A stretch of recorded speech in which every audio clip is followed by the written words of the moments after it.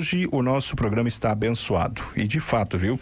Está abençoado porque nós estamos recebendo aqui o padre Diomar Romaniv, que é pároco da paróquia São Luís Gonzaga, para falar a respeito aí do Parque Caminho das Virtudes, que foi inaugurado agora no último final de semana. A gente quer saber o que é esse parque. Aliás, eu tomei conhecimento agora, aqui um pouquinho antes do padre entrar no estúdio, que ele está nos deixando.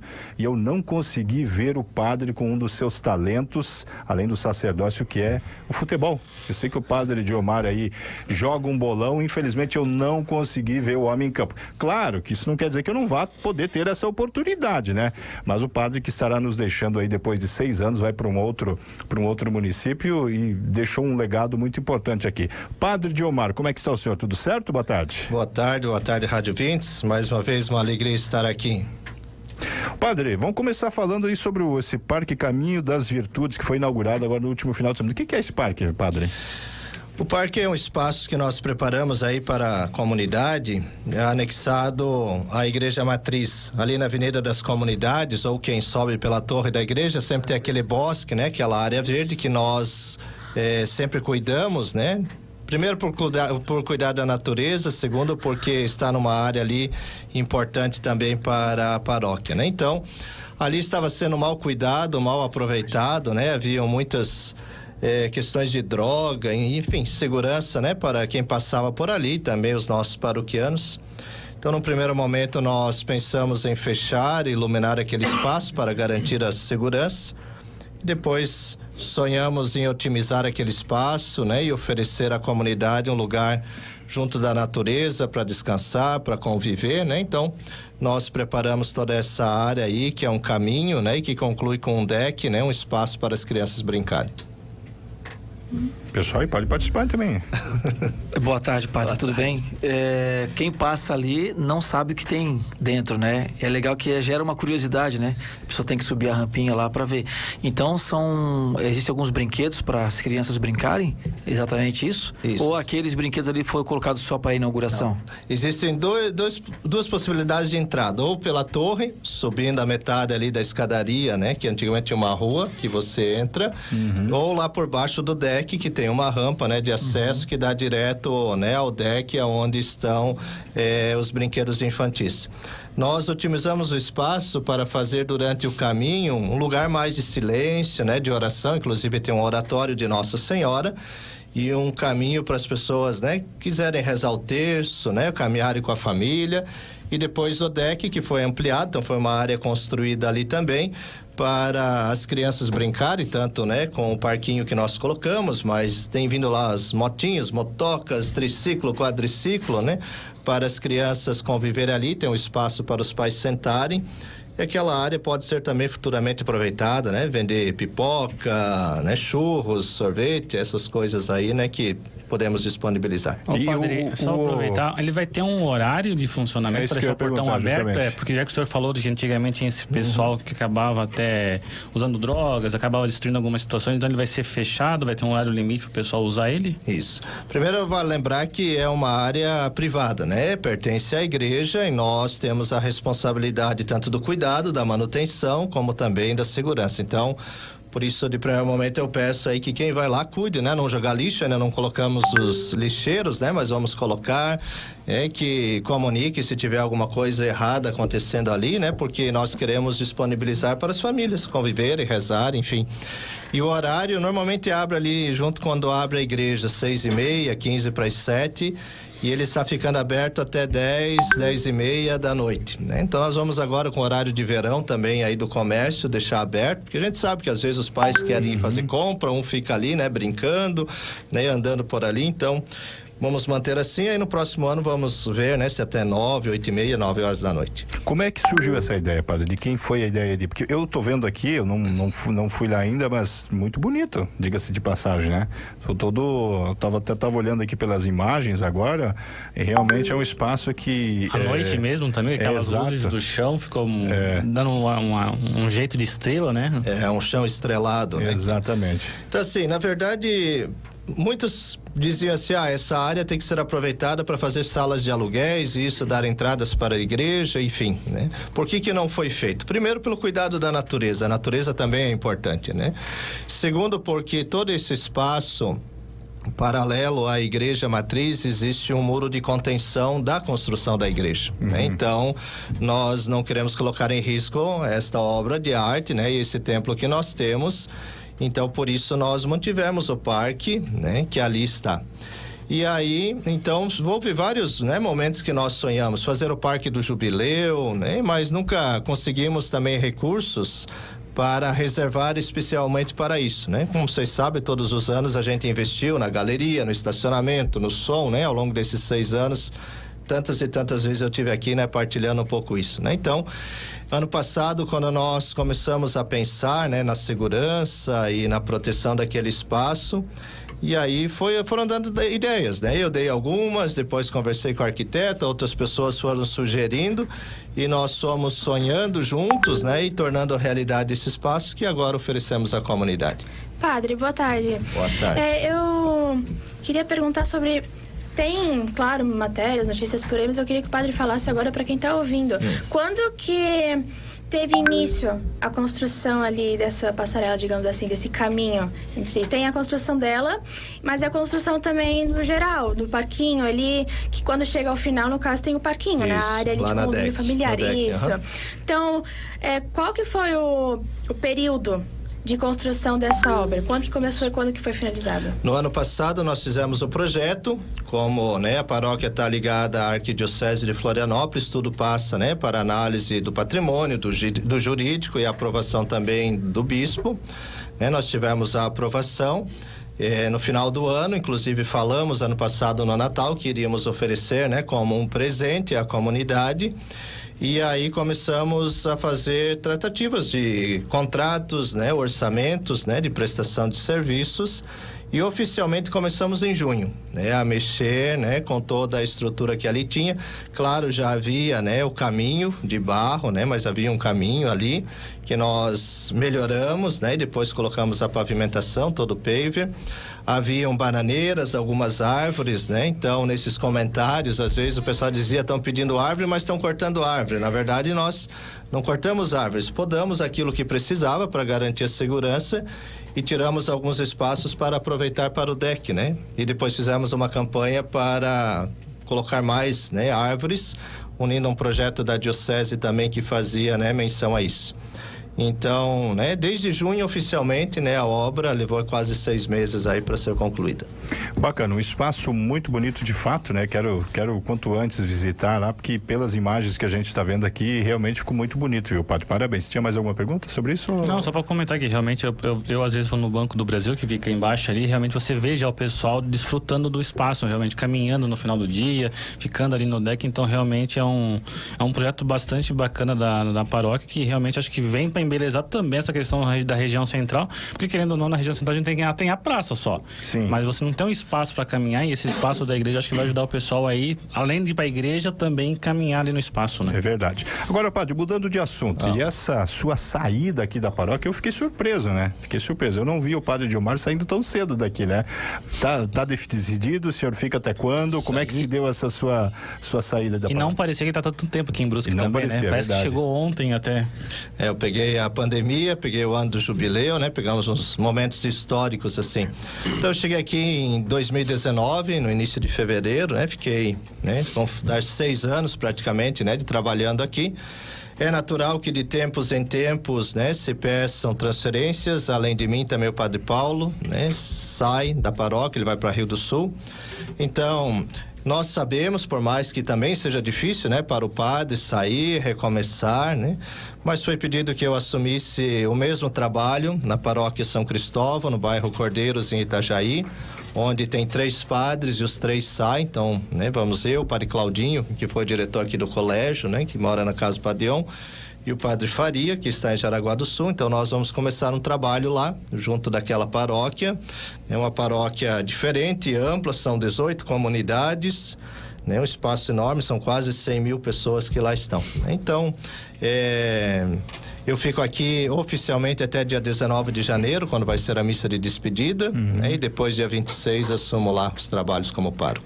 E desse legado, padre, o que o senhor destaca? E a gente acompanhou esse trabalho seu aí, que foi um trabalho bastante ativo, né, Matheus? São vários projetos, exatamente. Né? O senhor falou da parte do som da igreja, Exato. O próprio livro do jubileu, o auditório que foi reformado também, o Caminho das Virtudes aqui agora, e fora outros projetos nas comunidades também, né, padre?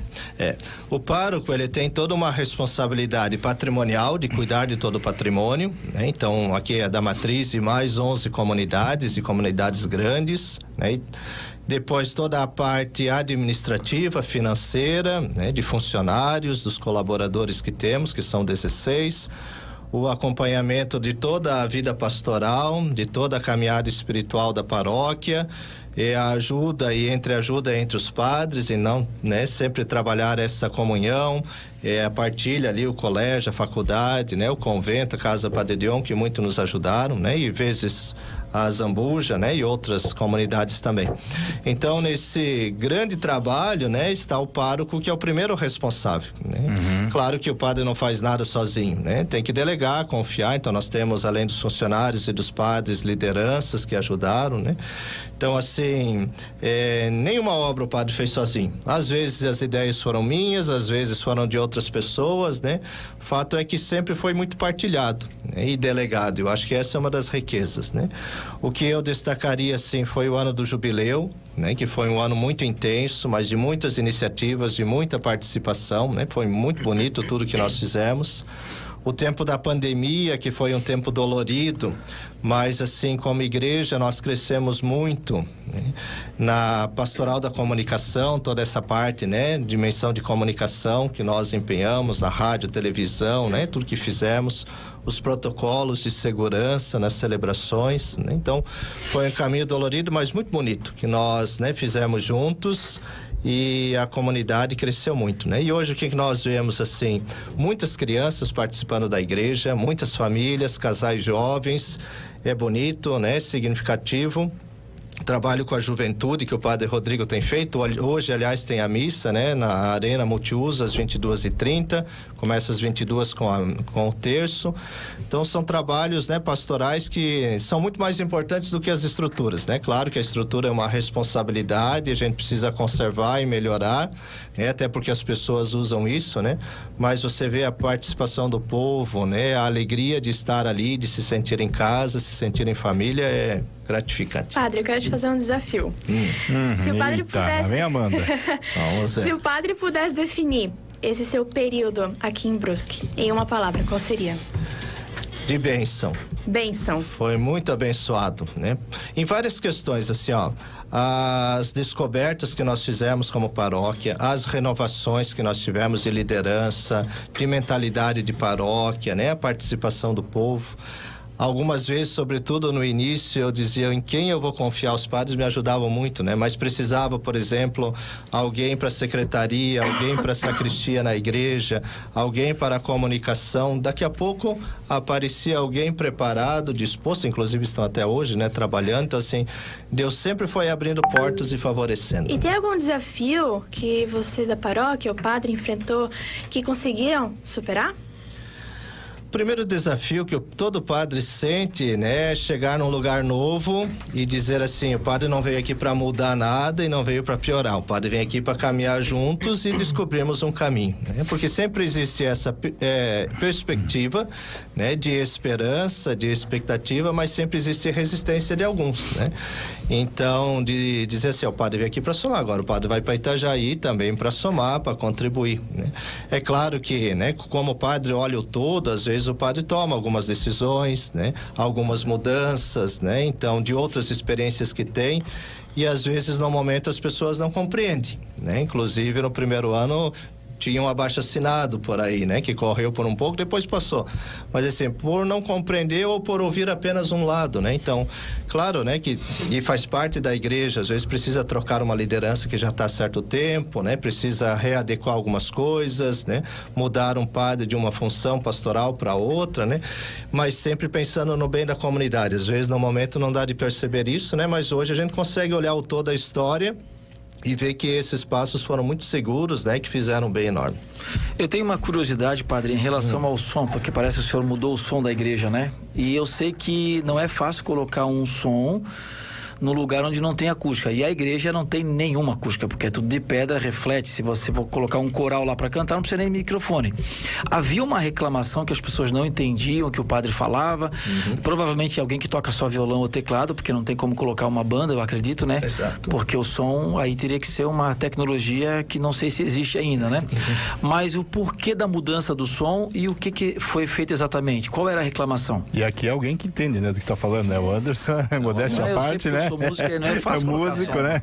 Então, essa é uma questão, né? A acústica, de fato, ela sempre é um desafio, né? Claro que quando a igreja foi feita, não foi pensando em som. Né? Ela foi feita em ser uma estrutura que pudesse acolher as pessoas.